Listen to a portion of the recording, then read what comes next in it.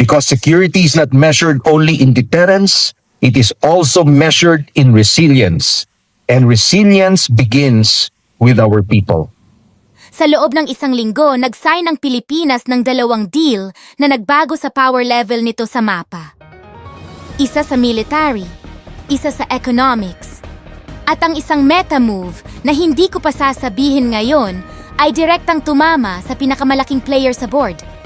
Ito ang pinakamalaking strategic upgrade sa kasaysayan ng bansa. Ang stats? Overkill. Ngayong balikatan, may isang weapon system na unang beses nalalabas sa ganitong exercise. Ang BrahMos.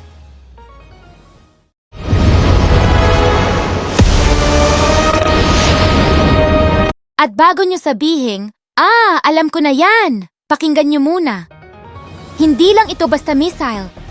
Ang BrahMos ay isang supersonic cruise missile na tumatakbo sa Mach 2.8. Mga 3,400 kilometers per hour. Para sa context, ang bala ng baril ay mga Mach 2 lang.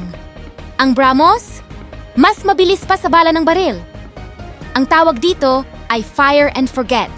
Kapag napindot ang button, tapos na ang laro. Sa exercise na ito, simulation firing muna. Ibig sabihin, lahat ng targeting systems ay active para malaman ng lahat, pati ng mga nanonood sa satellite, na kaya nating mag-operate ng ganitong tech. Hindi ito practice. Ito ay mensahe. Pero may isa pang system na dapat nating bantayan. Ang Typhoon Medium Range Capability, MRC. Kayang mag-launch nito ng Tomahawk missiles na may range na 1,000 nautical miles.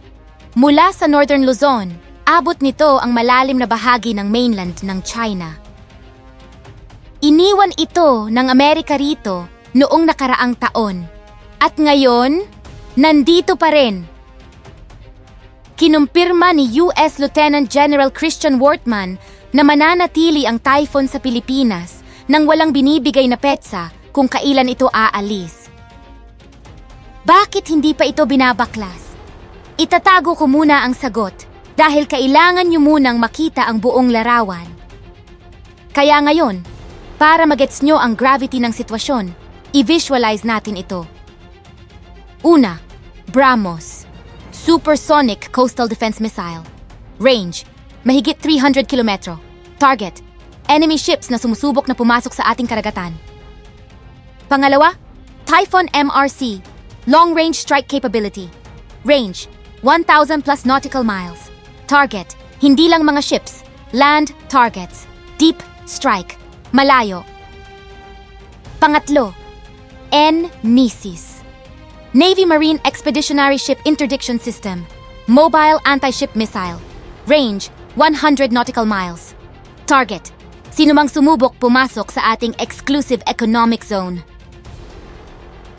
Isang bansa, isang exercise, 3 weapon systems na kapag pinagsama-sama mo, bumubuo ito ng A2AD, Anti-Access Area Denial. Ang Pilipinas, na dati ay World War II era lang ang gamit, ay mayroon na ngayong layered kill chain.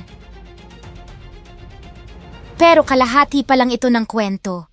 Dahil noong April 17th, 2026, may nangyaring mas malaki kaysa sa anumang missile.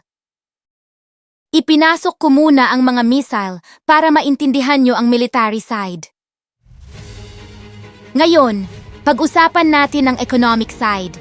At ito ang parte na talagang magpapabago ng trajectory ng Pilipinas sa susunod na dekada. The Philippines is the latest country to join the US-led Pax Silica initiative. Nag-sign ang Pilipinas bilang member ng Pax Silica Declaration. Hindi ito military alliance, kundi isang tech and economic bloc kasama ang US, Japan, Singapore, at 11 pang bansa. Ang layunin? Putulin ang dependence ng mundo sa China pagdating sa semiconductors at critical minerals. Pinili ang Pilipinas dahil sa pinakamalaking nickel reserves sa buong mundo at sa strategic location. Bilang bahagi nito, itatayo sa Luzon ang isang 4,000-acre AI Native Industrial Acceleration Hub, semiconductor fabrication at AI manufacturing sa ating sariling lupa. We just did a deal with the Philippines that's never been done in the history of the world. It's an AI manufacturing zone, over 4,000 acres. Ang bansang gumagamit ng economic pressure laban sa atin ay hindi inasahan ang counter-move na ito. Ngayon, i-zoom out natin.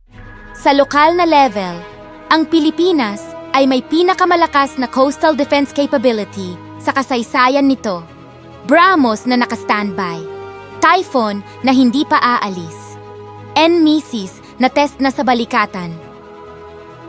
Sa regional level, ang Pilipinas ay bahagi na ng pinakamalaking tech at economic counterweight laban sa China sa kasaysayan ng modernong geopolitics. Ang Pax Silica ay hindi lang trade deal. Ito ay isang declaration of economic independence. Sa global level, ang 4,000-acre economic security zone sa Luzon ay magiging isang sentro ng world-class manufacturing na direktang nagko-compete sa kung ano ang ginagawa ng China sa kanilang coastal industrial zones. At dito mo makikita ang pattern. Militar, nakaposition. Economics, nakaposition. Supply chain, nakaposition. At sino ang nakaposition sa harap ng lahat ng iyon? Tandaan niyo ang tanong kanina, bakit hindi pa umaalis ang Typhoon? Dahil ang Pilipinas ay hindi na lang basta ally, tayo ay nagiging isang strategic node sa network ng deterrence sa Indo-Pacific. Pero wait lang, may mas malalim pa. Naisip nyo na ba kung sino ang nag-inspire sa China na gamitin ang economic integration bilang geopolitical weapon? Ginawa nila iyon sa buong Asia. Belt and Road Initiative, infrastructure loans, supply chain dominance. Ngayon, binaliktad ng Pilipinas ang playbook. Ginagawa ng Pilipinas ang eksaktong parehong bagay laban sa kanila. Ginagamit natin ang ating geography para kontrolin ang economics. At ang economics na iyon ang pambayad natin sa AFP Modernization Program. BrahMos para sa dagat, Pax Silica para sa ekonomiya, at Typhoon para sa space na hindi nakikita sa mapa. At ang China, ang bansang nag-invest ng dekada sa paghubog ng sariling playbook, ay ngayon nanonood habang ginagamit natin ang sarili nilang style laban sa kanila. Iyan ang tunay na karma moment. Hindi pa tapos ang kwento. Hindi pa alam kung saan eksakto ang 4,000-acre hub, pero kailangan nito ng port at highway network. Ang Typhoon ay nananatiling naka-standby. Walang timeline, walang ingay. Sa military, ang tawag diyan ay constructive ambiguity. Ang hindi pagsasalita ang mismong mensahe. Habang nag-e-exercise ang BrahMos at nakatayo ang Typhoon, isang tanong ang naiwan. Hindi ba ito nakita ng China? At kung nakita nila, bakit hinayaan nilang makaabot tayo sa ganitong level?